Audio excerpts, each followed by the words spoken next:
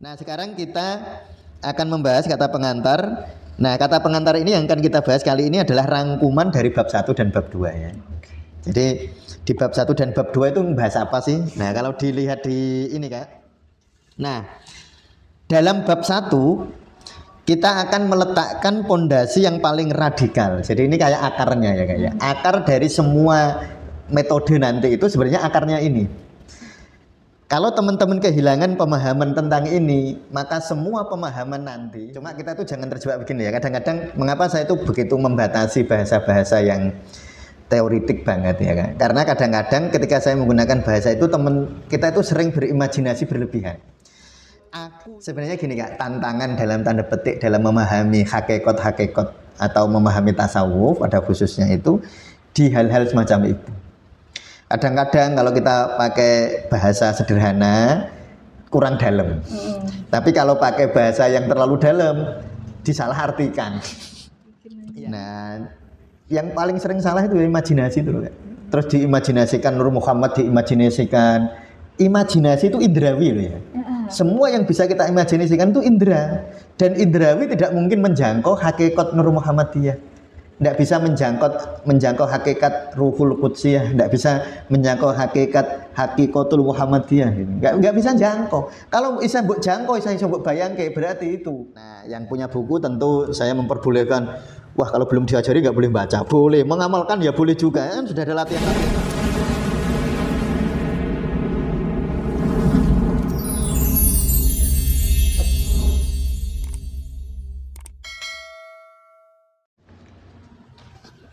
Assalamualaikum warahmatullahi wabarakatuh. Waalaikumsalam warahmatullahi wabarakatuh. Halo sahabat Tasawuf Indonesia, kita berjumpa lagi di channel YouTube Tasawuf Indonesia. Oke, untuk hari ini kita akan melanjutkan pembahasan tentang buku pemecahan masalah cara sufi. Kemarin kita telah membahas sedikit pengantarnya. Untuk hari ini kita akan melanjutkannya lebih mendalam. Langsung aja kita bahas bersama beliau Abdul Mustami. Ya baik Kak ya, jadi kemarin kita sudah di kata pengantar 2 paragraf di awal ya. Kita masih di kata pengantar, silahkan buka halaman 7 bagi yang sudah memegang bukunya ya. Halaman 7 bisa dilihat, kalau ada keterangan-keterangan tambahan bisa dicatat di bukunya. Biar belajarnya ya Kak ya, sistematis ya. Biar belajarnya nggak sporadis. Kalau belajar sporadis ilmunya kurang nyanten Kak. Nyanten itu kayak santen gitu loh. Santen diperas gitu. Kalau sporadis nggak ketemu kayak gitu. Tapi kalau kita belajarnya pelan-pelan, sabar, tekun gitu ya. Nanti insya Allah itu intisarinya masuk ke bawah sadar, ke alamul batin Kak. Jadi ilmunya itu padu dan meresap, mendarah daging gitu. Jadi bedanya orang scrolling ya. Jadi kalau belajar lihat YouTube itu cuma di scroll, cuma lihat sebentar terus hilang. Itu ya hanya di permukaan, di korteks namanya kan. Di korteks ya. Nanti hilang. Memori jangka pendek. Dia hanya jangka pendek itu hilang. Tapi kalau kita belajar serius misalnya dengan baca buku, nanti setelah denger gini ya sambil layah-layah sambil dilihat, itu nanti semakin merasuk ke bawah sadar dan ilmu akan mempengaruhi perilaku nanti. Nah, nanti jadi mendarah daging. Bahkan bisa mempengaruhi identitas diri. Itu kalau belajarnya tekun. Ya baik ya. Nah sekarang kita akan membahas kata pengantar. Nah kata pengantar ini yang akan kita bahas kali ini adalah rangkuman dari bab 1 dan bab 2 ya.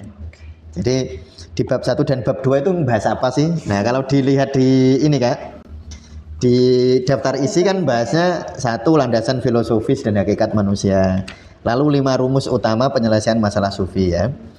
Nanti ada 5 rumus di sana. Nah sekarang kita ringkesnya, dibuat ringkesnya dulu biar teman-teman punya imajinasi kira-kira nanti bab 1 sama bab 2 itu ngapain kita. Nah sekarang kita bahas di bab 1 ya, ringkesan bab 1 maksudnya ya, bukan bab 1 tapi ringkesan bab 1. Nah dalam bab 1 kita akan meletakkan pondasi yang paling radikal. Jadi ini kayak akarnya ya kayak akar dari semua metode nanti itu sebenarnya akarnya ini. Kalau teman-teman kehilangan pemahaman tentang ini, maka semua pemahaman nanti 5 rumus, lalu bab 3 tentang pemecahan masalah sufistik itu hilang semua, kayak pohon yang nggak ada akarnya. Nanti kalau masalah datang ya larut. Apa artinya? Keseret oleh ombak masalah gitu. Kalau bab 1 ini tidak dihayati. Ya, makanya ini saya sebut sebagai pondasi yang paling radik. Radik itu akar. Kan? Radik itu maknanya akar. Ya. Jadi kalau orang kita harus membuat perubahan yang radikal, itu maksudnya bukan ya, kalau radikal kan ada makna yang negatif ya, radikalisme, itu kan ada ya, tentu namanya bahasa kan tergantung konteks pemakaian. Tapi kalau yang saya maksud di sini pondasi paling radikal itu maksudnya pondasi yang akar, yang mengakar, yang paling mendasar, ya. Nah, ini yang perlu mungkin teman-teman garis bawahi ya. Penyelesaian masalah bukanlah oleh aku yang panik. Jadi kalau teman-teman panik itu berarti akunya, aku yang A-nya kecil. Kan kalau ada masalah ya, kalau ada masalah kan ada kepanikan ya Kak ya. Misalnya masalah besok mau ujian misalnya. Nah kan ada yang panik itu. Nah yang panik itu sebenarnya aku tapi A-nya kecil. Kalau yang A kecil A besar nih. Nah melainkan oleh aku yang agung. Aku yang agung itu diri sejati ya. Ya kalau orang sufi nyebutnya. Cuma kita tuh jangan terjebak begini ya. Kadang-kadang mengapa saya itu begitu membatasi bahasa-bahasa yang teoritik banget ya kan. Karena kadang-kadang ketika saya menggunakan bahasa itu teman kita itu sering berimajinasi berlebihan. Aku yang agung itu maksudnya Nur Muhammad di dalam diri kita. Yang mengakses, yang punya hubungan langsung dengan Allah. Nah gini kan. Atau ruh sejati. Nah teman-teman tentu pernah dengar. Wa nafakhtu fihi mir ruhi. Jadi di dalam diri manusia itu ada ruhi. Kata Allah ini ruhku loh, nganggoku loh ya. Ruhnya Allah, makanya A-nya besar. Nah, kalau di Sirul Asrar disebut Ruhul Qudsiyah. Ada yang disebut Nur Muhammad, ada yang disebut Hakikatul Muhammadiyah. Nah, itu kan bahasa-bahasa yang indah, Kak. Bahasa itu sangat indah, tetapi riskan. Riskan dipahami berlebihan gitu. Misalnya ruhi, terus orang bayangin misalnya ruhnya Allah itu bayanginnya kayak ada sesuatu di film gitu. Kayak lalu dia berimajinasi seakan-akan ada sebuah sosok makhluk masuk di dalam dirinya. Nah, itu kan bahaya. Bahaya itu kan alam materi ya. Imajinasi itu selalu materi ya teman-teman ya. Semua yang bisa kita imajinasikan itu materi. Ya jadi kalau misalnya bayangin Allah dianggap materi biasa. Allah itu dianggap materi. Lah namanya materi kan ada ruangnya loh, nanti jadi keliru kan. Makanya itu sebenarnya gini Kak, tantangan dalam tanda petik dalam memahami hakikat atau memahami tasawuf pada khususnya itu di hal-hal semacam itu. Kadang-kadang kalau kita pakai bahasa sederhana kurang dalam. Tapi kalau pakai bahasa yang terlalu dalam disalahartikan. Ya itu makanya kenapa orang itu perlu pendamping guru kan, perlu diskusi, perlu itu sebab itu tadi. Karena imajinasinya itu liar. Jadi bayangin Nur Muhammad itu kan terus merasa bahwa di dalam diriku atau aku Muhammad. Padahal aku ini acili. Padahal acili itu bukan diri yang sejati, tapi ngaku. Nah, itu yang harus diwaspadai. Kesalahan berpikir. Nah, yang paling sering salah itu imajinasi itu kan. Terus diimajinasikan Nur Muhammad, diimajinasikan. Imajinasi itu indrawi loh ya. Semua yang bisa kita imajinasikan itu indra. Dan indrawi tidak mungkin menjangkau hakikat Nur Muhammadiyah.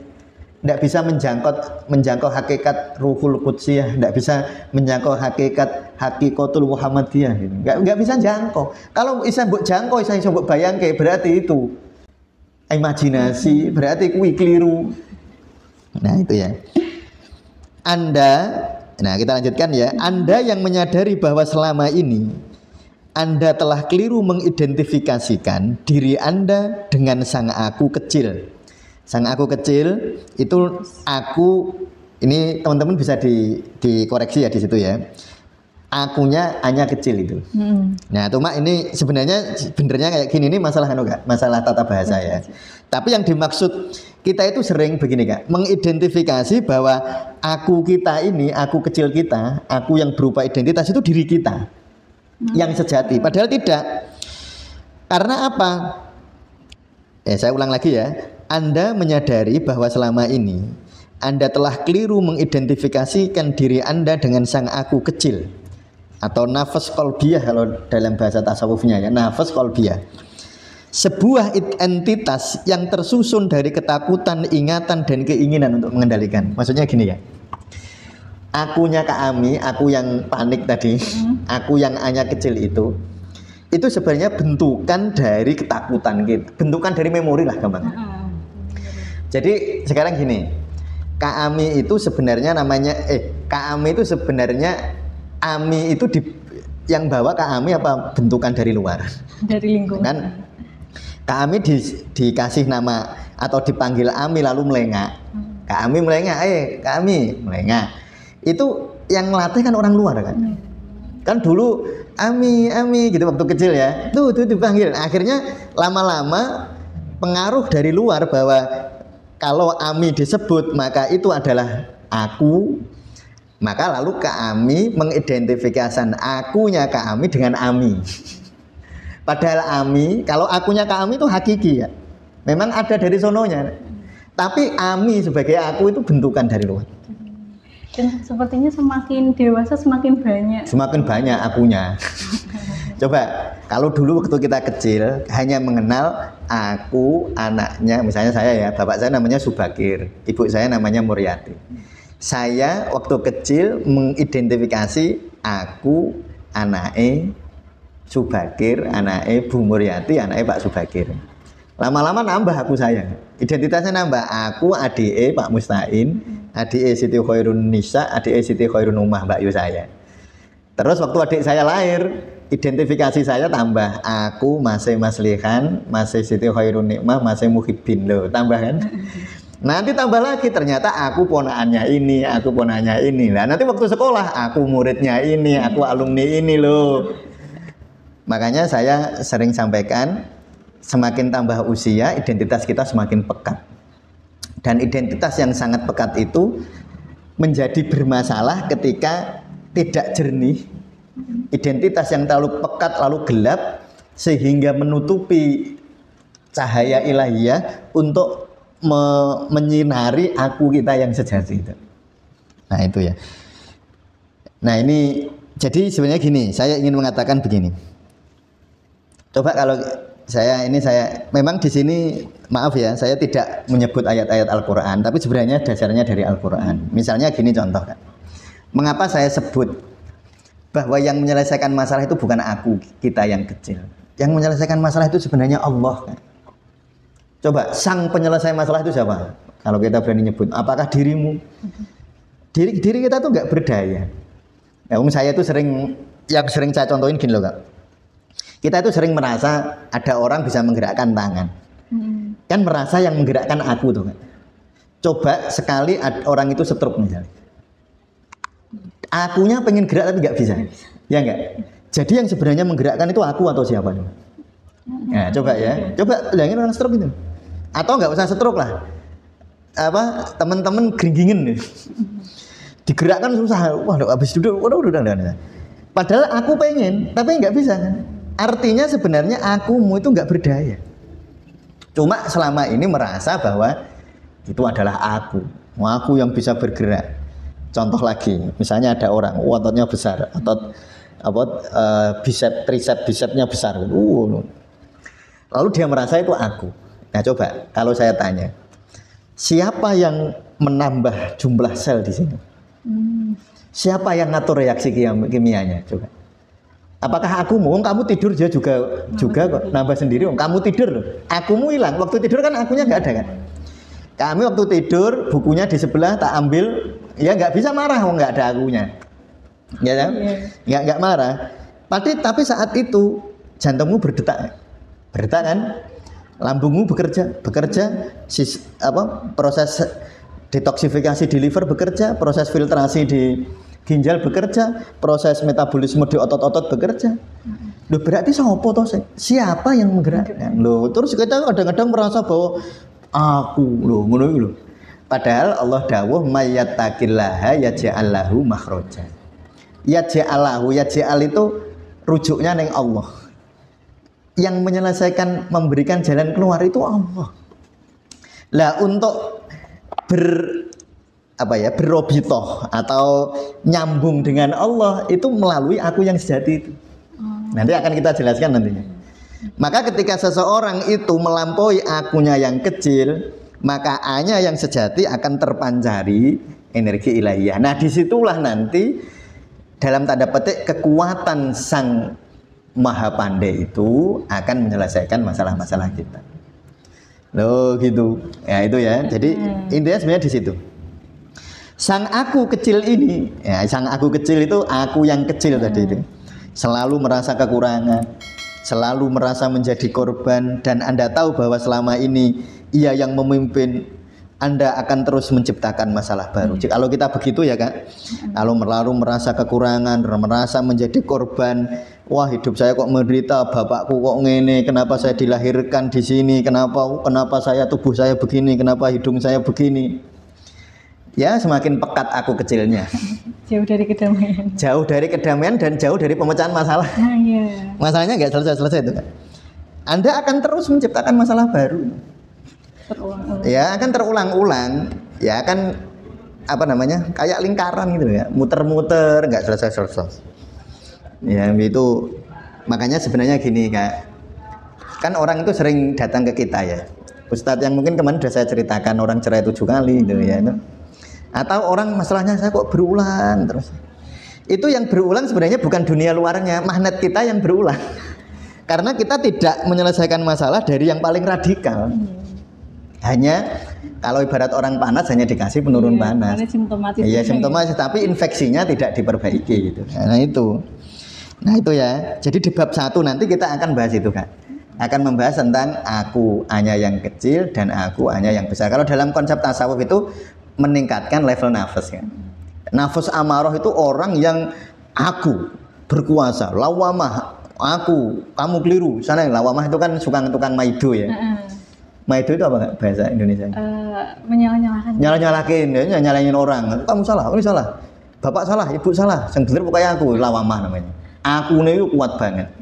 Terus munggah neng mulhamah, munggah neng mutmainnah. Itu sebenarnya prosesnya begitu sebenarnya. Jadi riyadhah tazkiyatun nafas itu menyelesaikan masalah nanti. Tapi ingat penyelesaian masalah bukan menurut ego loh ya. Kemarin kan sudah tak. Ya, di awal. Nah, di awal kan menyelesaikan masalahnya bukan menurut ego. Menurut Allah. Dan menurut egomu ya namanya ego.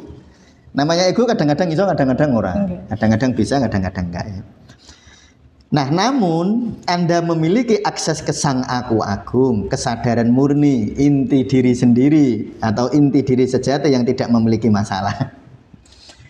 Jadi masalah itu selalu ada di aku yang kecil. Ya. Jadi aku kecil kita itu kalau bermasalah ya wajar, biasa memang. Ya sudah ya memang ngono fitrah itu. Jadi aku yang kecil itu bingung, aku yang kecil itu sombong, aku yang kecil itu puas, aku yang kecil itu kecewa, aku yang kecil itu susah, aku yang kecil itu seneng. Ya memang gue neng kono. Tapi kalau di A atau di fitrah kita, nah di fitrah kita yang sejati, di situ tidak ada masalah. Sebenarnya tidak ada masalah di sana. Ini adalah kekuatan tak terbatas yang oleh para bijak. Nah, ini adalah apa namanya, konektivitas antara diri yang sejati kita dengan yang tak terbatas ya. Yang tak terbatas itu bisa disebut Tuhan, bisa disebut yang ilahi ya. Kadang-kadang tentang orang itu ya eyal-eyalan di situ sih ya. Tentu di dalam level aku kecil ya, aku kecil selalu eyal-eyalan sih. Jadi kalau kami melihat orang debat itu fitrah kan. Aku kecil itu senengnya debat, senengnya apa ya, ya ada orang itu kan memang bawaannya begitu ya. Ada orang tuh, mungkin kami punya temen, pokoknya bawaannya itu nyinyir, wis bawaan itu, memang begitu gitu. Lah, jadi hal-hal semacam itu bukan dia yang sejati ya, itu adalah egonya dia. Maka nanti orang itu kalau level nafasnya semakin tinggi ya, semakin jernih, dia melihat aku, kamu dan dia itu satu keheningan yang sama. Yang beda itu aku kecilnya. Jadi ada yang nyinyir itu ya aku kecilnya ya begitu. Tetapi dia yang sejati sebenarnya tidak. Dia yang sejati, kamu yang sejati, dan aku yang sejati adalah satu keheningan yang sama. Ya, antar orang itu juga nggak jadi apa ya, saling. Iya itu nanti jadi merasa damai. Sebenarnya yang disebut persatuan itu konteksnya harus begitu sebenarnya. Harus dimaknani dengan cara seperti itu. Apa ukhuwah itu dimaknani seperti itu. Kalau hanya kan ukhuwah itu sering dimaknani dengan kepentingan yang sama kan. Iya benar. Ya itu kayak politik lah. Kalau kepentingannya sama ya ayo. Kalau kepentingannya nggak sama ya enggak. Kalau kepentingannya satu aliran ya ayo, kalau nggak satu aliran ya enggak. Itu memang ukhuwah yang dibentuk oleh ego kecil. Tapi ukhuwah yang dibentuk oleh ego yang agung atau ego yang suci atau ego yang diri sejati itu ukhuwah yang radikal, yang dari akarnya betul, itu yang sejati. Dia melihat orang sama aja. Nah, aku kecilnya tetap beda, Kak. Dan Kak Ami dipersilahkan untuk merespon aku kecil orang oleh aku kecil Kak Ami. Silahkan. Lah itulah syariat. Jadi syariat itu mengatur hubungan antara aku kecil. Yaitu syariat. Makanya ada, oh kalau kamu bersalah mencuri, ada ini, kamu di sini. Ini memang harus begitu. Kalau aku kecil harus diatur memang. Kalau aku kecil nggak diatur ya menang-menangan, memang sifatnya memang begitu. Nah, tapi para sufi dia tidak berhenti di situ. Bahwa syariatnya mungkin sama dengan orang, syariatnya sama kan? Jadi secara syariat itu ya sama apa? Dengan sifat identifikasi yang berbeda. Misalnya orang Jawa dengan kejawaannya, orang Bugis dengan kebugisannya, orang Madura dengan kemaduraannya, orang Islam dengan keislamannya. Itu sebenarnya itu harus diatur kalau itu. Makanya ada yang disebut toleransi, ada yang disebut kan gitu. Memang kalau aku kecil harus diatur karena aku kecil sifatnya begitu. Nah, tapi ketika seseorang menyadari akunya yang besar, maka aku, kamu dan dia sebenarnya adalah keheningan yang sama ya. Nah, itu bab 1 ya, Kak ya. Jadi bab 1 pada intinya teman-teman diajak untuk menyadari diri yang sejati. Disitulah tempat penyelesaian masalah, bahkan di situ tidak mungkin ada masalah. Itulah diri kita yang sejati. Nah, kita diajak menyadari itu di bab 1. Makanya itu yang disebut saya radikal tuh. Kalau penyelesaian masalah tidak sampai ke situ, nanti ya hanya kalau pohonnya layu, kita hanya mbok telesi godhonge. Seakan-akan nggak layu ya. Padahal layunya dari akar. Nah, bab 2 akan memperkenalkan rumus-rumus spiritual yang berfungsi sebagai hukum alam ya atau sunatullah. Ini sunatullah tapi sunnah spiritual ya, Kak ya. Anda akan melihat bahwa ketenangan dan kekuatan tidak didapatkan melalui usaha keras, melainkan melalui penyerahan sejati. Kalau kekuatan ego harus usaha. Nah, jadi kekuatan ego itu harus ada ikhtiar. Itu kalau ego. Tapi di kekuatan sejati justru semakin kamu kepengin, dia makin redup. Karena ingin itu kekuatan ego. Ingin itu kekuatan ego. Maka di situ ya, Kak ya, nanti ada 5 rumus ya. Teman-teman bisa lihat di daftar isi ya. Rumus 1, ketakwaan dan ketawakalan. Nah, itu kan dari Al-Qur'an, mayyataqillaha yaj'allahu makhraja. Nek sampean kepengin jalan keluarnya selesai ya harus takwa. Terus wa mayyatawakkal 'alallah fa huwa hasbuh. Ya kan? Kalau kamu tawakal, Allah yang nyukupi. Berarti siapa yang menyelesaikan? Allah. Maka ini pentingnya mengakses diri yang sejati, karena hanya diri yang sejati yang bisa terkoneksi dengan. Jadi hablum minallah itu melalui diri sejati. Makanya Al-Ghazali nyebut ma'rifatullah ma'rifatun nafas. Menuju ma'rifatullah itu melalui ma'rifatun nafas, memahami diri. Nah, itu kan terkenal banget ini. Cuma kadang-kadang diri itu dimaknai diri yang E-nya kecil itu. Masalahnya di situ sih. Sehingga jadi sinau tasawuf tapi tidak bahagia. Nah, itu yang pertama, nanti rumusnya begitu, nanti kita bahas secara secara benar. Yang kedua, inisiasi perubahan diri. Jadi perubahan di luar itu melalui diri. Nah, contoh memang ada dalil ya ngono lah. Innallaha la yughayyiru ma biqaumin hatta yughayyiru ma bi anfusihim. Walaupun tafsir ini macam-macam, tetapi yang jelas salah satu makna dari ayat ini, Allah nggak akan mengubah kaum, nggak akan mengubah dunia eksternalmu sebelum hatta yughayyiru ma bi anfusihim, sebelum kamu mengubah dunia internalmu. Nah, itu rumus kedua. Jadi nggak bisa orang ingin masalahnya selesai melalui dunia luar. Ibu berubah, bapak berubah, bos berubah. Itu penyelesaian masalah di level E kecil. Dan penyelesaian masalah di level E kecil itu penurun panas saja. Itu hanya paracetamol, itu hanya analgesik yang tidak menyelesaikan masalah dari akarnya. Boleh nggak? Boleh. Tapi harus sadar bahwa sifatnya begitu gitu. Jadi bukan berarti kalau panas minum penurun panas nggak boleh berarti. Bukan. Iya boleh, tapi harus kamu sadari itu hanya penurun. Loh gitu loh maksud saya itu. Itu rumus kedua ya. Rumus ketiga, penyelesaian masalah itu melalui lapang dada. Loh, lah kok bisa begitu? Alam nasroh laka sodro. Bukankah telah aku lapangkan dadamu baru wawadokna aku angkat beban-beban hidupmu. Jadi terangkatnya beban hidup itu melalui alam nasroh, melalui lapang dada. Makanya kunci penyelesaian masalah itu di lapang dada kan. Terus Robbis rohli sodri wayasirli amri. Loh, ya Allah lapangkan dadaku baru mudahkan. Nah itu nanti kalau dalam konteks nafas nanti penting. Jadi mengapa zikir nafas itu penting? Karena zikir nafas itu kalau nafasnya betul, maka zikir nafas akan membuat orang lapang dada. Kalau orang lapang dada, magnet penyelesaian masalah besar. Nah itu karena lapang dada itu Robbis rohli. Ya kalau bernafasnya betul. Ya. Yang ketiga, yang keempat ya Kak ya, menerima secara total. Ya tadi wa may yatawakkal 'alallah fa huwa hasbuh atau udkhulu fisilmi kafah. Masuklah dalam penyerahan yang total. Itu rumus keempat. Rumus kelima, jalan keluar itu sebenarnya sudah ada di dalam masalah. Jadi kalau orang lari dari masalah, dia lari dari jalan keluar. Lah kok ngoten Ustaz? Iya. Inna ma'al usri yusron.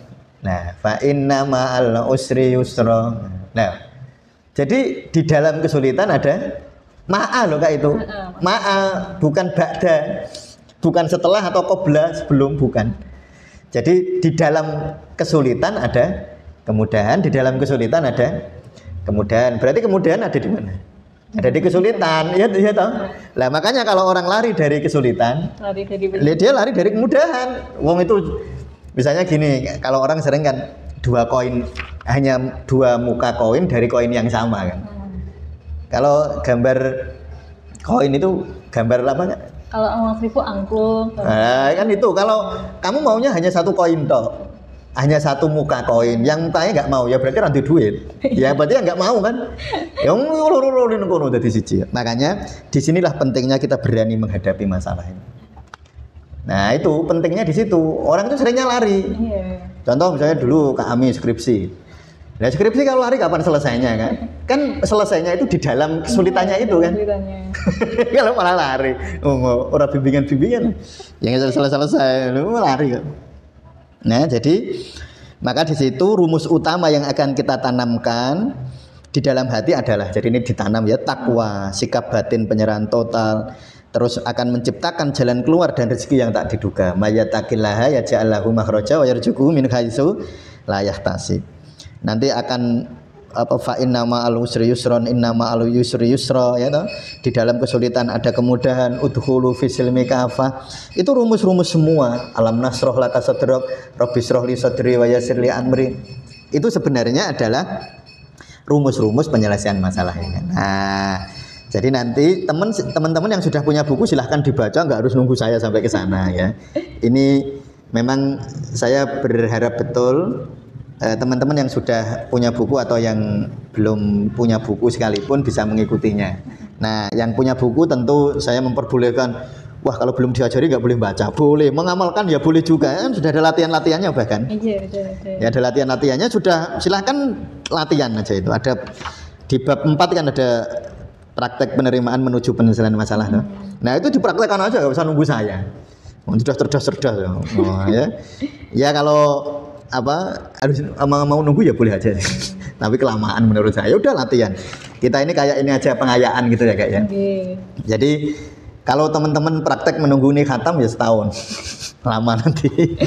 Ya saya kira demikian. Kalau ada pengumuman dari admin Kak silahkan. Ya. Ya, terima kasih Pak untuk podcast kali ini. Untuk teman-teman yang mungkin menginginkan buku pemecahan masalah cara sufi baik dalam bentuk e-book ataupun secara fisik bisa hubungi admin Tasawuf Indonesia. Dan untuk teman-teman yang sudah membeli buku Zikir Nafas itu ada e-book gratisnya. Jadi e-booknya didapatkan secara gratis. Nanti untuk kodenya agar itu gratis seperti apa langsung saja hubungi di Tasawuf Indonesia. Iya. Oke, terima kasih untuk teman-teman yang sudah menonton sampai akhir. Untuk episode sebelumnya kita akan membahas lebih dalam lagi tentang Ya. buku pemecahan masalah cara sufi. Oke, kita hari ini wassalamualaikum warahmatullahi wabarakatuh. Waalaikumsalam warahmatullahi wabarakatuh.